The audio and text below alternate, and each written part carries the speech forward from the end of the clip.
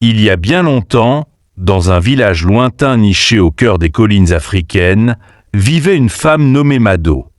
Elle était une veuve respectée, connue pour son sourire accueillant et sa générosité. Mado tenait un petit restaurant en plein cœur du village, où elle servait des plats simples mais délicieux, du riz et des haricots épicés. Mais, au fil du temps, quelque chose de mystérieux se produisit. Sa clientèle commença à diminuer, et les villageois se mirent à parler d'un mauvais sort. Le village de Ndoni était autrefois animé par les rires et les discussions des habitants qui se rassemblaient autour de ces tables. Cependant, la situation économique du village s'était dégradée, les récoltes étaient maigres et beaucoup n'avaient plus les moyens de s'offrir un repas. Désespérée de voir son restaurant se vider, Mado se mit à chercher une solution. Elle consulta des marabouts et des sages du village, mais aucune bénédiction ni prière ne ramenait les clients. Un soir, tandis qu'elle préparait ses derniers haricots dans sa cuisine, une vieille femme, qu'elle n'avait jamais vue auparavant, apparut à la porte. Son visage était ridé comme le cuir, mais ses yeux brillaient d'une lueur étrange. « Tu sembles inquiète, Mado, » dit la vieille.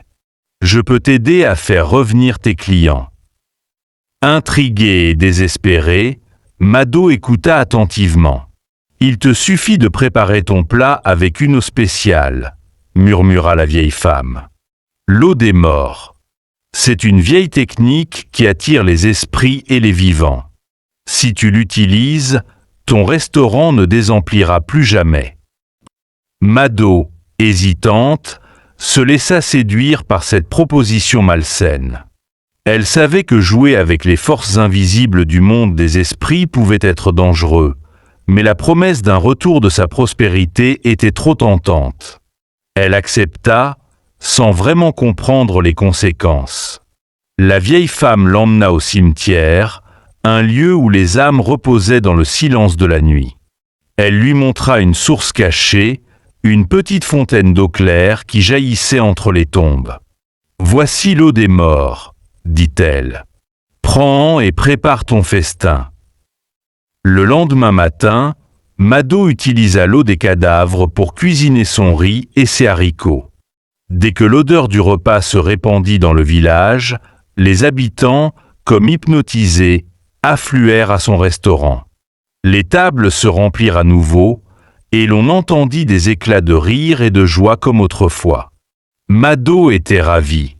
Sun restaurant revivate, et la riqueza semblait à nouveau lui sourire.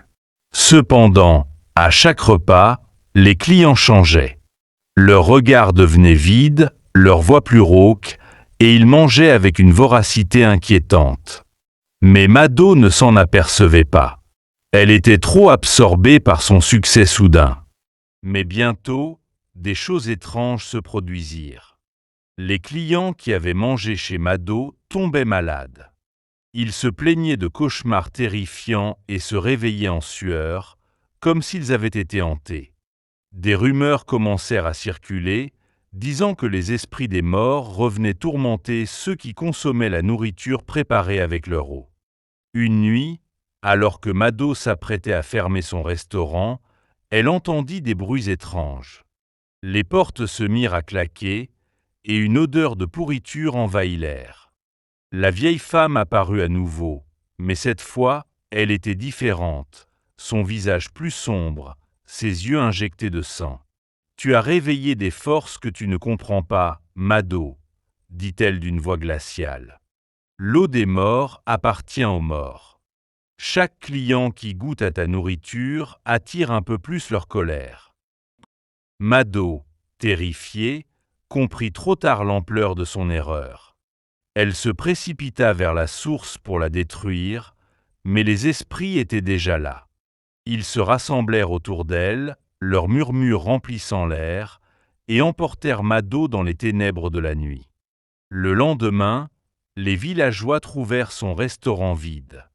Les portes étaient grandes ouvertes, les tables abandonnées, et l'air semblait lourd d'une présence invisible.